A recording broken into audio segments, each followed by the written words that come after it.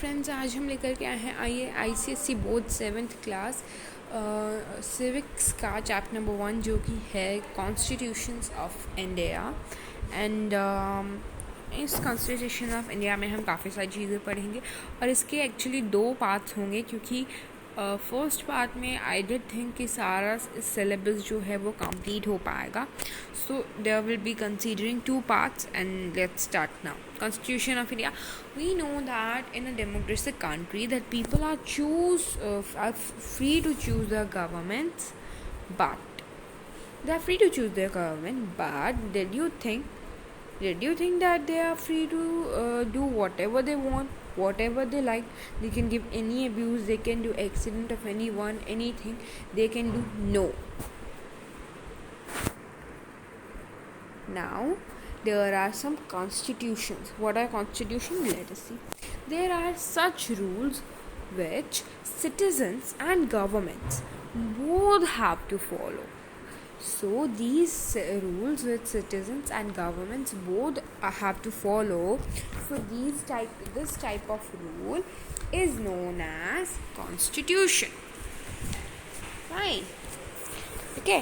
And constitution now.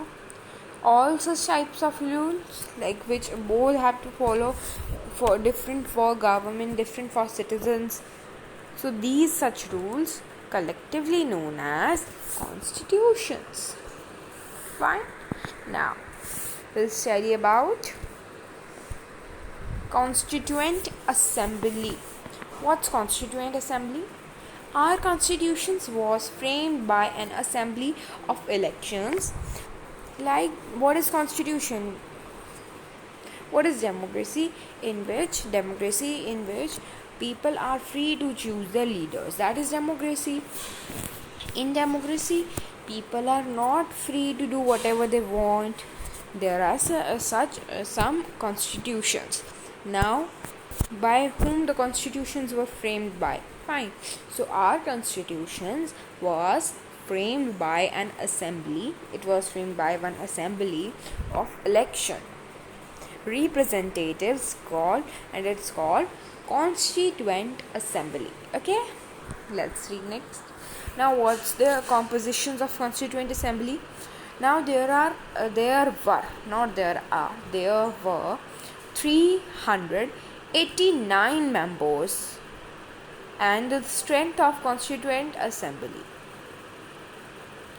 So earlier there were 389 members, but nowadays the strength of this assembly got reduced to this means 308 members only 308 members after the partition of India and Pakistan and Bangladesh. Okay, and it was elected according to the cabinet mission proposal of May 1946.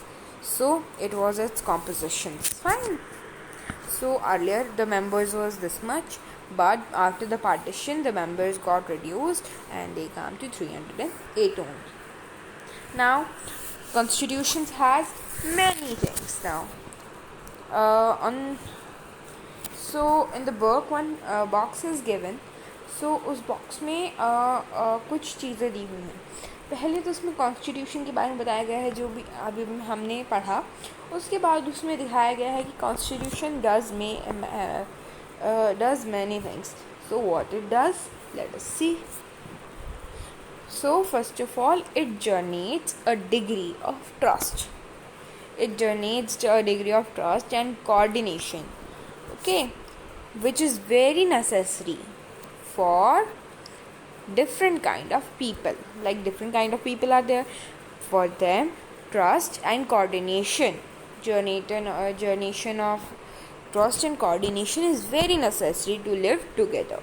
Second, what it does, it specifies that how the government will be constituted or who will be having the power to take the decisions or which type of decisions. Third, it lays down limit on the power of the government. It lays down a limit on the power of the government and tells us that what the rights of the citizens are. What are the rights of citizens? It's given there. And limit of the government also it lays down, right? Fourth, it expresses the aspiration of the people about creating a good society. It expresses the aspirations of the people about creating a very good society. Let's see next. Community represented by. Now we studied about constituent assembly. In that, two assemblies are there: Anglo-Indian Assembly and Paris.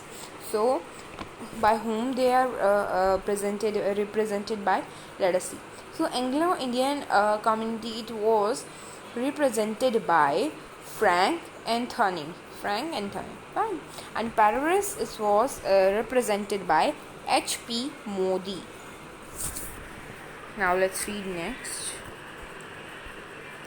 So here is a picture of Sarojini Naidu.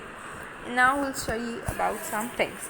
So constitutional experts like Aladi Krishna Swamy Iyer, B.R. Ambedkar, K.M. Munshi were also the member of assembly, but Sarojini Naidu and Vijay Lakshmi Pandit, they both were the important women members. Now, Constituent Assembly at work. So the Constituent Assembly started its work when on 9th December 1946 with Dr. Sachindan as its interim president. 2 days later, on 11th December 1946, it was starting the work at 9 December 1946, but after 2 days, 11 December 1946, Dr. Rajendra Prasad was elected as President of Constituent Assembly. So, after 2 days, on 11th December 1946, Dr. Rajendra Prasad, he was elected as the President of Constituent Assembly. Fine. Thanks for watching. Soon we will be coming with a new video for part 2 of Constituent Assembly for Civics. Like, share and subscribe our channel. Thank you.